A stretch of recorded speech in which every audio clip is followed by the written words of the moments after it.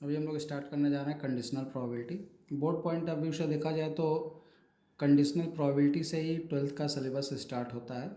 बाकी इसके पहले की जो भी प्रोबेबिलिटीज़ हम लोगों ने पढ़ी पिछले 10 लेक्चर्स में, वो सारी प्रोबेबिलिटीज़ आपके 11th तक के सिलेबस को कवर करती हैं।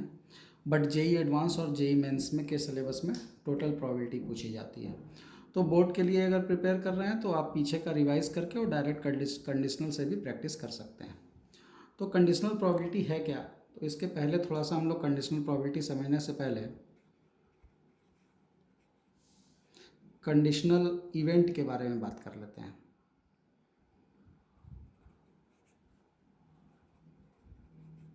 कंडीशनल इवेंट किसको कहते हैं, और इसी कंडीशनल इवेंट की जो प्रोबेबिलिटी निकालेंगे वो कंडीशनल प्रोबेबिलिटी होगी। तो कंडीशनल इवेंट होता क्या है?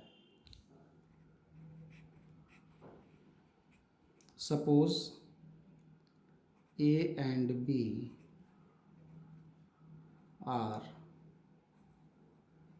टू इवेंट्स, ए और भी दो इवेंट हैं, of a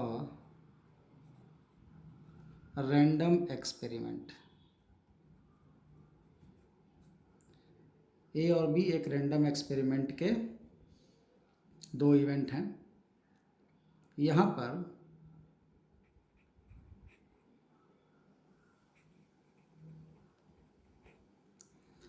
happening of B after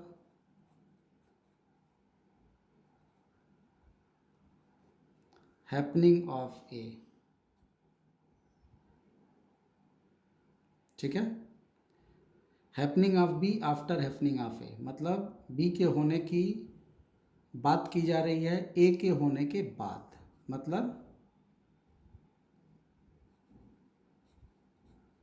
मतलब ये हैपनिंग ऑफ बी गिवन ए की हैपनिंग पता है और बी के हैपनिंग के बारे में चर्चा करनी है, ठीक है। इज कॉल्ड, इसी को कहा जाता है conditional event and denoted by, और इसको डिनोट किससे करते हैं? बी ऑब्लिग ए, ठीक है। ये बी ऑब्लिग ए मतलब बी डिवाइडेड बाई ए नहीं है, ये इस पर्टिकुलर इवेंट को रिप्रेजेंट करता है। कहीं पर भी अगर किसी इवेंट बी के होने की प्रोबेबिलिटी की बात की जाए और ए पहले हो चुका है, या ए का होना आपको दिया हुआ है और बी के होने के लिए आपसे बात कर रहा है, बी के होने की चर्चा कर रहा है, तो उस इवेंट को हम लोग किससे डिनोट करते हैं? बी ऑब्लिग ए। इसको पढ़ते हैं बी गिवन ए, ठीक है, बी गिवन ए। इसी इवेंट की जो प्रोबेबिलिटी होती है उसी प्रोबेबिलिटी को क्या नाम दिया जाता है? यहाँ पर कंडीशनल प्रोबेबिलिटी। यहाँ पर एक चीज़ और ध्यान रखो, ऐसे भी लिख सकते हैं सिमिलरली ए ऑब्लिक बी का मतलब क्या हुआ? ए ऑब्लिक बी का मतलब हुआ event that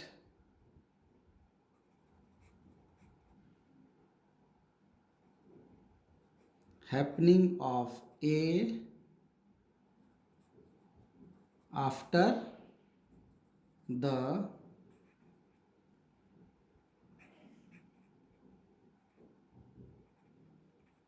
happening of A के होने के इवेंट की बात कर रहा है जब बी पहले हो चुका है, ठीक है। ए ऑब्लिक बी से डिनोट करेंगे, और बी ऑब्लिक ए का मतलब बी के जो पहले लिखा हुआ है उसके होने की बात हो रही है, और ऑब्लिक के बाद जो लिखा है वो चीज़ ऑलरेडी हो चुकी है। अब इसी इवेंट की जो प्रोबेबिलिटी होती है, इसी इवेंट की जो प्रोबेबिलिटी होती है उसी को क्या कहते हैं? Conditional probability. अब यहाँ पर अगर हम लोग कंडीशनल प्रोबेबिलिटी की बात करें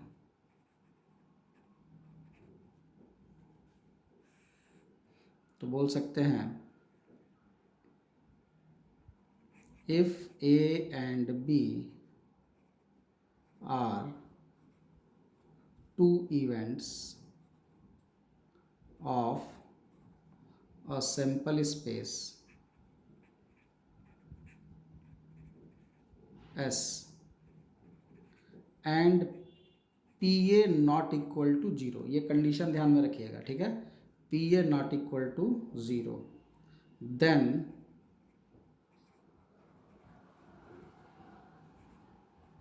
probability of B after the event A has occurred is called the conditional probability of B given A, ठीक है। डिनोट इसको किससे करते हैं,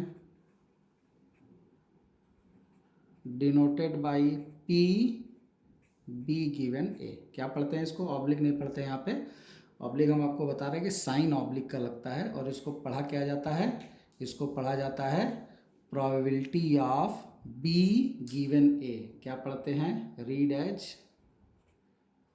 एज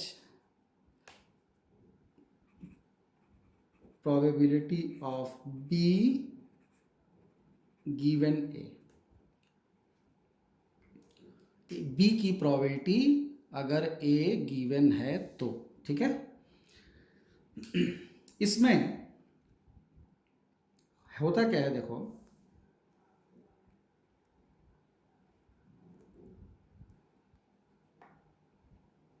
जैसे मान लो अगर तुमसे कहा जाए कि प्रोबेबिलिटी ए इंटरसेक्शन बी निकालो,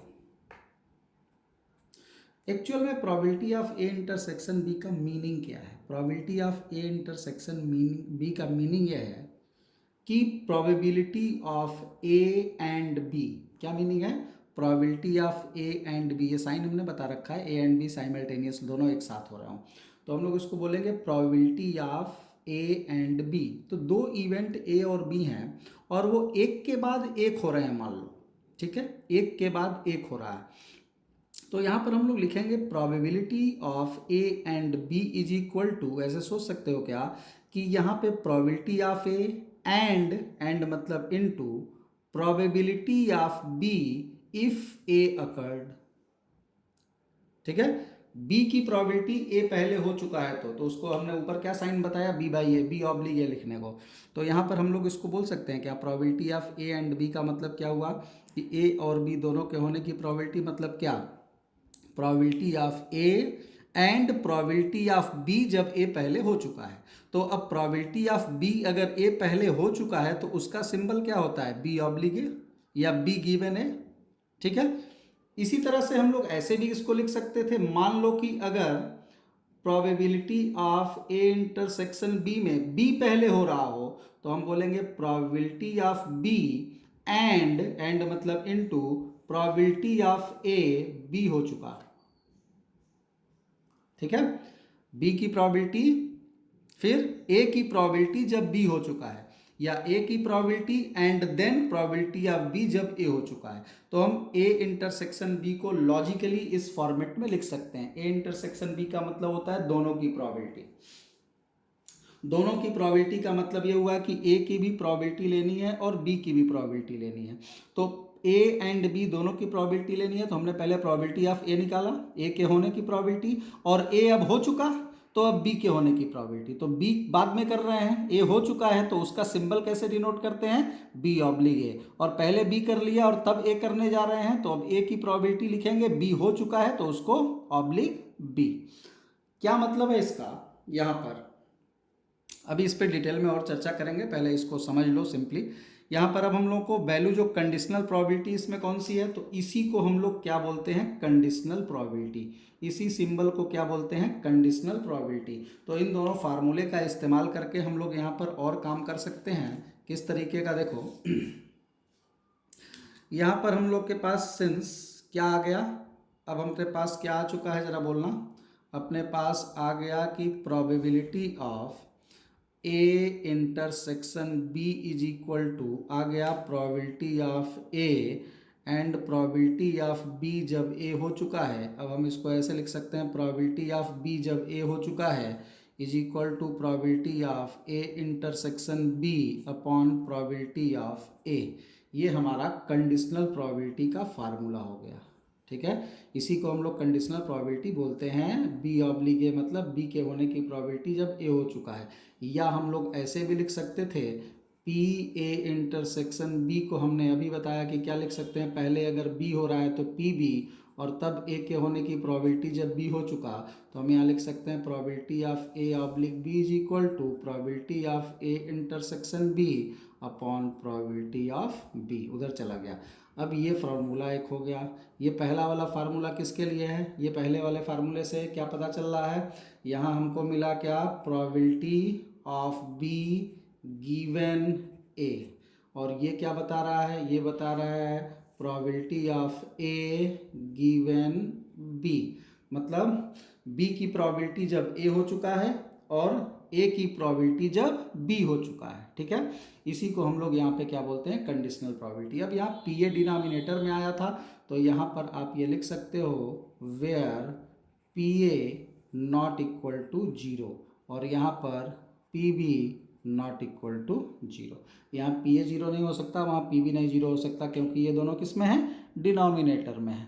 तो यही कंडीशनल प्रोबेबिलिटी का फार्मूला होता है। ठीक है, हम इस फार्मूले को ऐसे भी ट्रीट कर सकते हैं, कभी कभी ऐसा भी यूज़ कर सकते हैं, सिंस हम ये जानते हैं कि probability of B by A कितना हो गया, probability of A intersection B upon probability of A. अब probability of A intersection B, अभी हमने आपको डिफिनीशन में बताया पीछे कि यहाँ पर जो ए और बी हैं, अभी हमने डिफिनीशन में आपको बताया कि यहाँ पर जो ए और बी हैं दोनों क्या हैं, दो इवेंट हैं किसके, ऑफ अ सिंपल स्पेस, इनका सैंपल स्पेस एक ही है। तो हम यहाँ पर ये बोल सकते हैं कि यहाँ जो प्रोबेबिलिटी ए इंटरसेक्शन बी आया, इसको एन ए इंटरसेक्शन बी यानी number of event divided by number of sample space, number of element in sample space, upon ऐसे ही पी ए को लिख सकते हैं number of element in A divided by number of element in S. अब दोनों N S divide होकर cancel हो जाएगा, यहाँ कट जाएगा, तो यहाँ पर क्या बचेगा, N A intersection B upon N A. ये भी यूज कर सकते हैं, यानी ए इंटरसेक्शन बी में कितने एलिमेंट आए और ए में कितने एलिमेंट थे, दोनों को डिवाइड कर दोगे, दोनों का रेशियो निकाल दोगे, तो यही क्या कहलाता है तुम्हारा, इसको भी हम लोग बोलेंगे probability of B if A already occurred. ठीक है, तो अब यहाँ पर सिंपली इसका मतलब आप ध्यान में रखिएगा, बी ऑब्लिक ए का मतलब क्या होता है, यहाँ अगर पी लिख दिया जाए तो इसको बोलते हैं probability of event B if A already occurred, A अगर ऑलरेडी हो चुका है तो। इसी तरह ए बाई बी क्या हो जाएगा, probability of A if B already occurred. तो यहाँ दो फार्मूले आपके पास हैं, ये पहला वाला जो फार्मूला यहाँ पे यूज़ किया गया, ये बी की प्रोबेबिलिटी के लिए जब ए हो चुका है तो इसमें पी ए नीचे रहेगा, और यहाँ ए की प्रोबेबिलिटी जब बी हो चुका है तो यहाँ पी बी नीचे रहेगा, और जो डिनोमिनेटर में पी ए पी बी हमने ले रखा है, ध्यान रखिएगा ये पी ए और पी बी जीरो नहीं हो सकते। ठीक है, अब कुछ क्वेश्चन इस पे देखते हैं, फिर इसमें और भी हम कुछ बात करेंगे, इसमें और भी डिफरेंट टाइप्स की कंडीशंस क्रिएट होंगी। तो पहले हम लोग सिंपली इस पे कुछ चर्चा करते हैं, कुछ एग्जांपल्स लेते हैं, समझने की कोशिश करते हैं। जैसे मान लो तुमको एक एग्जांपल लिया जाए,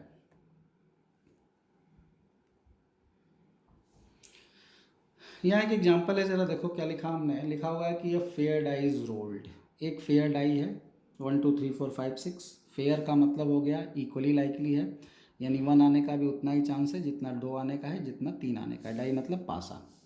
what is the probability that outcome is 6, outcome 6 हो, इसकी प्रोबेबिलिटी क्या होगी, और क्या दिया हुआ है, it is given that outcome is even, और ये दिया हुआ है कि आउटकम इवन आ चुका है। आउटकम इवन आ चुका मतलब पूरे खेल को समझो ध्यान से। मान लो तुमने एक पासा फेंका, पासा फेंक करके तुमने पासा गिरने से पहले मुंह दूसरी तरफ कर लिया अपना। ठीक है, अब जो बैठ करके उस पासे को देख रहा है, उसने तुमसे बोला कि यार इवन तो आया है, उसने तुमसे क्या बोला, यार इवन तो आया है। ठीक है, तुम्हें क्या बताना है, 6 आने का कितना चांस होता है। इवन में 2 भी आ सकता था, 4 भी आ सकता था, 6 भी आ सकता था। तुमको ये पता चल गया, जैसे पासा तुमने फेंका और उसको जमीन पर या लूडो पर गिरने से पहले तुमने अपनी आंखें बंद कर ली या दूसरे तरफ मुंह कर लिया, ठीक है। अब उसको जो देख रहा है तुम्हारे अलावा कोई दूसरा ऑब्जर्वर, उसने तुमसे ये बोला कि यार यहाँ पर जो भी तुम्हारे पासे में ऊपर अप साइड एक नंबर आया है वो 6 है, सॉरी वो क्या है, इवन है। अब तुमसे तुम खुद ये आइडिया लगाओ कि उसके 6 होने का कितना चांस हो सकता है। इवन तो आ चुका, वो तो क्लियर है कि जो आया है वो है इवन। अब 6 आने का कितना चांस हो सकता है, वही चीज़ यहाँ पर फाइंड करना है। ऐसी ही प्रोबेबिलिटीज़ को हम लोग क्या बोलते हैं, कंडीशनल प्रोबेबिलिटी। तो यहाँ पर देखो ऐसे क्वेश्चन में करते क्या है, सिंपल सा वही जो ऊपर फार्मूला हमने लिखा उसी फार्मूले से इसको सॉल्व किया जाएगा। इसका अगर सोल्यूशन देखा जाए तो यहाँ पर हम लोग एक चीज़ देख सकते हैं। सबसे पहले तो ये जो एक्सपेरिमेंट है, इस एक्सपेरिमेंट का सैंपल स्पेस क्या होगा, 1 होगा, 2 होगा, 3 होगा, 4 होगा, 5 होगा और 6 होगा, ठीक है। यहाँ पर अब बात करते हैं, 2 टाइप के इवेंट्स हैं। एक इवेंट क्या है, 6 के लिए है, ठीक है, और दूसरा इवेंट क्या है, इवन के लिए है। तो हम मान लेते हैं ए क्या है, ए मान लेते हैं outcome is even, outcome even आया।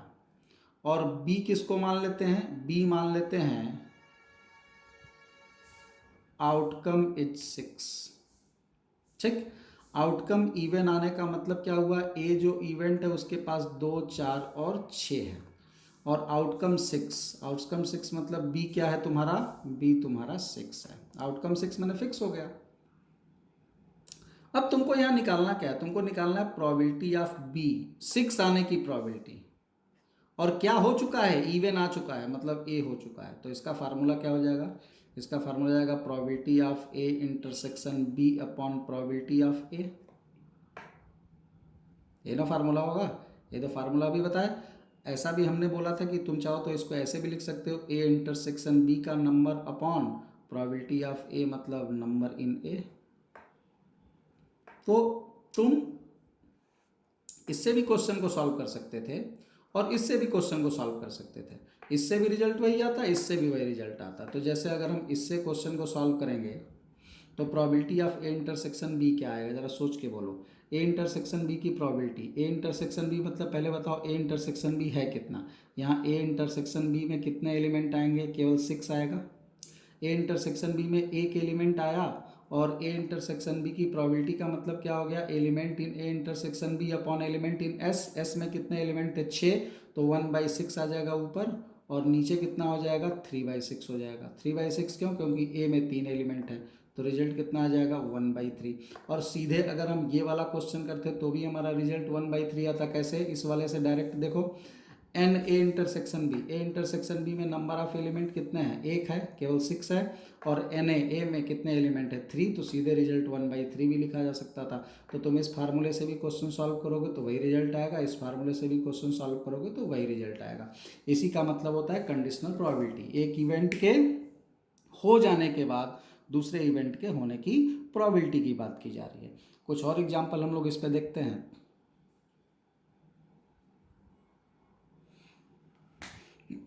ये एग्जाम्पल जरा ध्यान से देखिए क्या कह रहा है। कह रहा है कि ये पेयर ऑफ डाइस थ्रोन, ठीक है, पेयर यानी 2 डाइस को थ्रो किया जा रहा है। प्रोबेबिलिटी फाइंड करनी है किसकी, either of the dice show two. किसकी प्रोबेबिलिटी निकालनी है कि either of dice shows two, मतलब दोनों डाइस में से किसी एक पर 2 आया हुआ है। किसकी प्रोबेबिलिटी निकालनी है अपने को, कि हमने जो 2 डाई थ्रो की उन दोनों डाई में से किसी एक डाई पर 2 आया हुआ है एज आउटकम, दोनों में से किसी एक पर, आइदर ऑफ द डाइस लिखा हुआ है। दिया क्या है, व्हेन देयर सम इज 6, उसके सम 6 हैं। अब इसी क्वेश्चन को ऐसे समझो, सपोज कर लो हमने 2 डाई फेंका और डाई फेंकते ही आंख बंद कर ली, ठीक है। 2 डाई फेंका और डाई को फेंकते ही आंखें बंद कर ली हमने, डाई बिना देखे, उसका रिजल्ट बिना देखे हमने आंखें बंद कर ली या मुंह दूसरी तरफ घुमा लिया।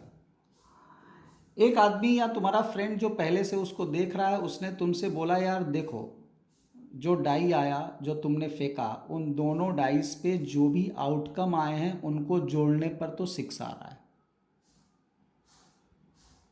ठीक है।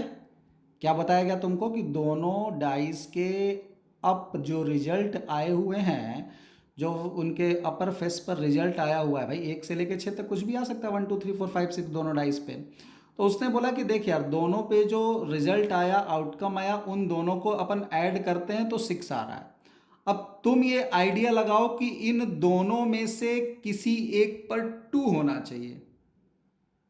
ठीक, तो अब यहां पर हमारा क्वेश्चन क्या हुआ, सम 6 आ चुका है, तो दोनों डाई में से किसी एक डाई पर 2 एज अपर फेस शो करता हो, इसकी प्रोबेबिलिटी क्या होगी। तो यहां पर अब हम लोग क्वेश्चन में इवेंट सपोज करते हैं। सबसे पहले तो ऐसे क्वेश्चन में सैंपल स्पेस लिख डालते हैं।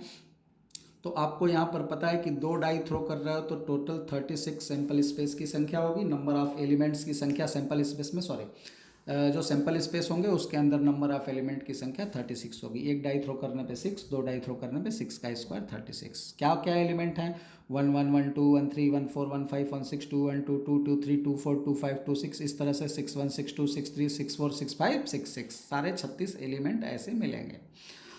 अब एक इवेंट हम लेते हैं ए, हमने मान लिया एक इवेंट ए। इवेंट ए को क्या माना, सम 6। इवेंट ए को हमने क्या माना, सम इज 6। और एक इवेंट हमने लिया बी। बी इवेंट को क्या माना, 2 appears on either of the dice। दोनों डाई में से किसी एक डाई पर 2 आया, उस इवेंट को हमने बी माना। अब बता अपने को निकालना क्या है, अपने को निकालना है प्रोबेबिलिटी। किसकी प्रोबेबिलिटी, दोनों डाई में से एक पर 2 आए, मतलब बी की प्रोबेबिलिटी निकालनी है। और सम 6 हो चुका है तो गिवन है ए, मतलब हमको प्रोबेबिलिटी किसकी निकालनी है, बी गिवन ए की। ठीक, इसका फार्मूला अपन क्या लगाते हैं, इसका फार्मूला लगाते हैं probability of A intersection B upon probability of A. अब चलो हम लोग सारी बातें करते हैं। यहाँ बताओ ए क्या होगा। ए जो यहाँ इवेंट होगा इसके अंदर कौन कौन से एलिमेंट होंगे, तो 2 डाइस जब हम लोग फेंकते हैं तो जो एलिमेंट आते हैं वो क्या आते हैं, 1 1 1 2 1 3 1 4। तो ऐसा कौन कौन सा एलिमेंट होगा जिनका सम 6 आ रहा हो, जल्दी बोलो। तो ऐसा कौन कौन सा एलिमेंट होगा जिनका सम 6 आ रहा हो, तो क्या क्या हो सकता है, 1 5 हो सकता है, 1 और 5 हो सकता है। सारा टोटल लिखना है, सम 6 आना चाहिए बस। ठीक है, 1 6 हो सकता है, 1 5 हो सकता है, 5 1 हो सकता है। ठीक, फिर 2 4 हो सकता है और 4 2 हो सकता है, फिर 3 3 हो सकता है, कुछ और, तो कुछ और संभव नहीं है। इसके अलावा और कोई ऐसा आउटकम नहीं होगा जिससे 6 आ रहा हो। अब 2 अपीयर ऑन आइदर डाइस, ठीक है, ये एक ही बात हो गई। अब 2 अपीयर ऑन आइदर, दोनों में से किसी पर 2 आए। अब बैठ करके तुम यहां बी लिखो, अपीयर 2 ऑन आइदर डाइस। बोलो, दोनों पर से किसी में 2 आए, ऐसे टोटल कितने होंगे, कौन कौन से हो जाएंगे जिन पे 2 आए, 2 1 2 2 2 3 2 4 2 5 2 6, फिर 1 2 3 2 4 2 5 2 6 2। भाई तुमने 2 डाई फेंका और दोनों डाई पर क्या आना चाहिए, दोनों डाई में से ये जो बी इवेंट है, ए को छोड़ दो, अभी बिल्कुल फ्री होके बी सोचना है। ए को लेकर 6 भी आए और 2 भी आए वो तो सोचना ही नहीं है, वो तो यहाँ इंटरसेक्शन वाला सोचेगा।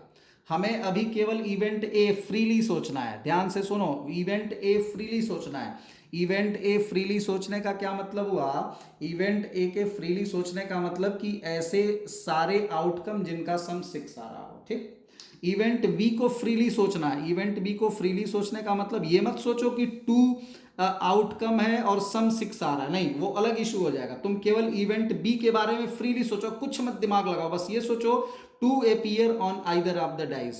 तो अब बी के बारे में सोचो, किसी पे 2 आए, 2 कैसे आ सकता है, किसी एक पे 2 आए, तो हम यहाँ पे 1 2 लिख सकते हैं, 2 2 लिख सकते हैं, आइदर ऑफ द डाइस, किसी पे भी, इस पे या उस पे, दोनों वाला भी काउंट करेंगे। फिर 2 1 भी ले सकते हैं, 2 2 भी लिख सकते हैं, 2 3 भी लिख सकते हैं, 2 4 भी लिख सकते हैं, 2 5 भी लिख सकते हैं, 2 6 भी लिख सकते हैं। ठीक, 3 2 भी लिख सकते हैं, 4 2 भी लिख सकते हैं, 5 2 भी लिख सकते हैं और 6 2 भी लिख सकते हैं। इसके अलावा और कोई हो सकता है जिसमें 2 आए? दोनों में से कम एक पे 2 आना चाहिए। ये हो जाएगा। अब हमको कह रहा है यहाँ पर जो प्रोबेबिलिटी निकालनी है, अब बताओ कि ए इंटरसेक्शन बी कितना होगा, क्योंकि हमें उसी की प्रोबेबिलिटी निकालनी है। ए इंटरसेक्शन बी मतलब जो ए में भी हो बी में भी हो, कौन सा हो सकता है जल्दी बोलो? यही दो होंगे जिनका सम भी 6 आए। ए इंटरसेक्शन बी मतलब ए और बी दोनों में कॉमन, ए और बी दोनों में कॉमन मतलब सम 6 भी आना चाहिए और साथ ही साथ एक पर 2 भी आना चाहिए। तो क्या हो जाएगा तुम्हारा 2 4 हो जाएगा और 4 2 हो जाएगा। इसकी प्रोबेबिलिटी क्या हो जाएगी? ए इंटरसेक्शन बी की हमको पता है प्रोबेबिलिटी मतलब number in A intersection B divided by number sample space. तो ए इंटरसेक्शन बी में 2 आए और ये 36 आया, मतलब कितना हो गया? 1/18 हो गया। और ए की प्रोबेबिलिटी भी अपने को चाहिए, तो प्रोबेबिलिटी ऑफ ए क्या हो जाएगा? NA/NS। तो NA कितना हो गया अपना? ए के पास कितने हैं टोटल? 1 2 3 4 5, 5/36। अब ये वाला जो रिजल्ट होगा ऊपर क्या लिख देंगे? 1/18 और नीचे क्या लिख देंगे? 5/36। इसको सॉल्व कर लेंगे तो ये ऊपर चला जाएगा, तो ऊपर हो जाएगा 2 और नीचे हो जाएगा 5। तो रिजल्ट कितना हो जाएगा? 2/5 इस क्वेश्चन का आंसर हो गया। ठीक है, तो इस तरीके से हम लोग इस क्वेश्चन को कर सकते हैं। इस क्वेश्चन को जरा देखिए ध्यान से, अच्छा क्वेश्चन है, थोड़ा सा दिमाग लगाएंगे ये क्वेश्चन होगा, बिल्कुल फ्रीली होकर के ध्यान से सोचो। सबसे पहले कह रहा है कि एक कॉइन को टॉस किया गया अंटिल अ हेड अपीयर्स। एक कॉइन को तब तक टॉस करते रहो जब तक हेड नहीं आता, या until it has been toss 3 times. या तो 3 बार टॉस करके रुक जाओ, या तो हेड आ जाए तो रुक जाओ। मतलब मैक्सिमम 3 बार टॉस कर सकते हो तुम। उसके पहले अगर हेड आ जाएगा तो उसके पहले ही रुक जाएंगे, एक्सपेरिमेंट करना बंद कर देंगे। ठीक है, क्या दिया हुआ है? Given that head does not occurs on the first toss. पहली बार टॉस करने पर हेड नहीं आया, ये तुमको दे दिया, ये गिवन हो गया।